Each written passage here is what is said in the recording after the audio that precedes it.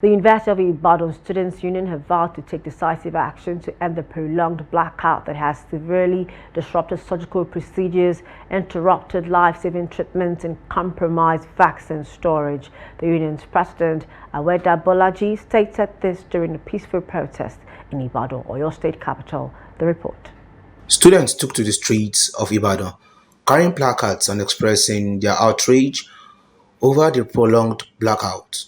They lamented that the power outage has significantly diminished their quality of life while driving up healthcare costs. For over 82 days now there has been no light in UCH.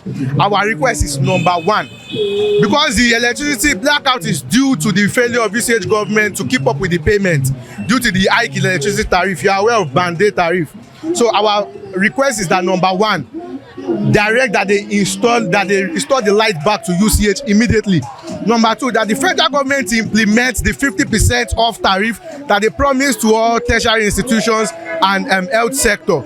The students embarked on a spirited march from the hospital facility along Mokola through Total Garden, culminating at the State Secretariat in Agodi. Along the way, they vocally expressed their demands, issuing a stern warning that they would explore alternative measures if their grievances were not promptly addressed. They have exams. We have so many things that we need to do with electricity. And aside the fact that there's no electricity, that means there's no water. And aside that, I feel like there's a more clamor for ladies. Ladies are on their periods. They're going through a lot already. How are they really coping? How have they been coping for 82 days now? No lights, no water. I think the impact is just outside. It's also outside the education. It has not been happening. It did not just start the 82 days. Throughout 2024, we've been in total blackout. Like, we've been in constant back and forth, but straight for the 82 days, we've been in total darkness. And then we want to make our voice heard, because as postgraduate students, we need to do analysis, we need to do our project, because I'm in my third semester and then I'm supposed to be rounding up by now. Imagine having no light for 80 days. 80 days, you have to go to school, you have to, you need water, you need to have your bath, you need to cook, you need to even charge your devices, because we all know that at this time and day, we need our devices, our laptops to function, even to studies and headache.